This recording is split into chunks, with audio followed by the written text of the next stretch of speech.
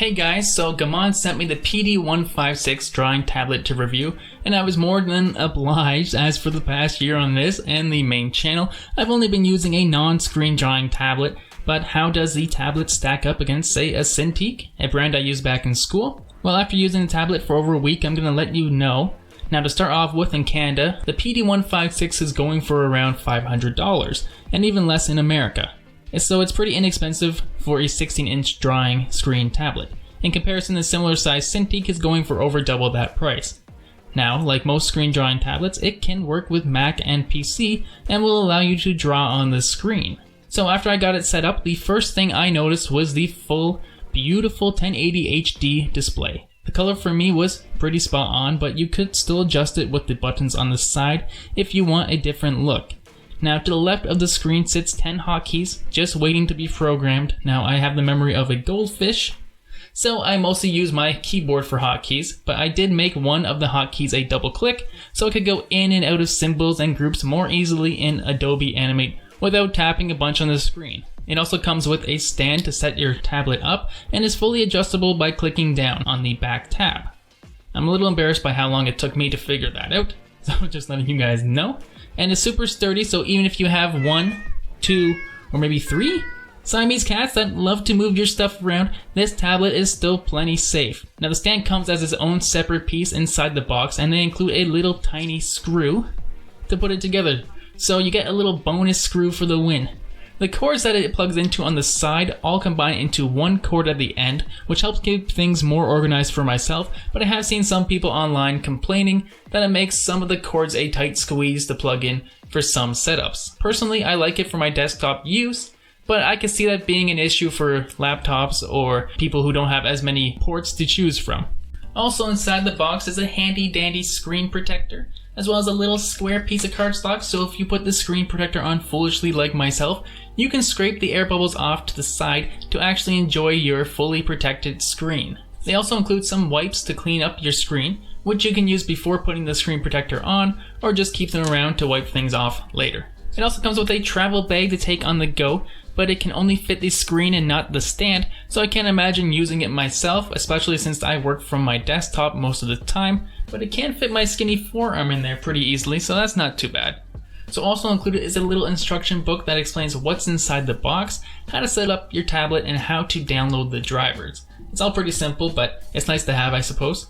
And a 2-fingered glove is also included. Now I never fully understood why people wore these, but after putting it on, it does make for a smoother ride when you're drawing on your screen, and it kind of makes you feel like the Thanos of the drawing world. 2 fingers here, 2 fingers there, perfectly balanced. The thumb doesn't count. It doesn't count, guys. And most importantly, the pen and its stand. Now, inside of the stand, you'll find a bunch of nib replacements for after you wear the original nib down. And as for the pen itself, it's nicely built and feels quite sturdy. Now, compared to my Wacom pen that I use, it isn't quite as comfortable. The Wacom has a softer material over the pen that makes for a nicer grip, while the GAOMON pen feels a little bit stiffer. Also, the GAOMON pen will need to be charged from time to time with this included cord, but apparently it lasts for like 300 hours, so you should really only have to charge it maybe once a month, maybe every few weeks. And I've used it for 7 days straight and only charged it on the first night and haven't had to charge it since, so it's lasted longer than I was worried that it might last, because I didn't want it to be charging it every night in case I had to work.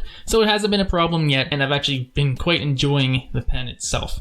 But okay, let's get into the drawing. So coming from a 2D animation education, when I draw, I'm still used to using pencil and paper, so whenever I can get closest to that, I'm probably at my happiest. And the PD1560 delivers on that front. The pen runs smoothly down the screen, easily picks up on my little details. The pen pressure is on point. Whenever I'm drawing in Adobe Animate, I always make sure to have it on, and the pen could easily handle the lighter and harder drawing. Now, one thing you may notice is there still is a bit of parallax with the screen and the pen. While it's pretty close to the drawing where the pen is placed, it's still sometimes off by just a little bit.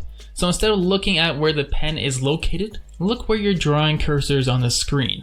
Of course, you can adjust this in the preferences using the monitor calibration, but it will probably never be 100%. Of course, this is a small nitpick that most drawing tablets have to deal with, and I'm overall pretty happy with it, but I know that the more expensive Wacom tablets have dealt to be very close to where you're actually drawing. So my overall rating for the GAOMON PD1560 is going to have to be 4 hounds out of 5.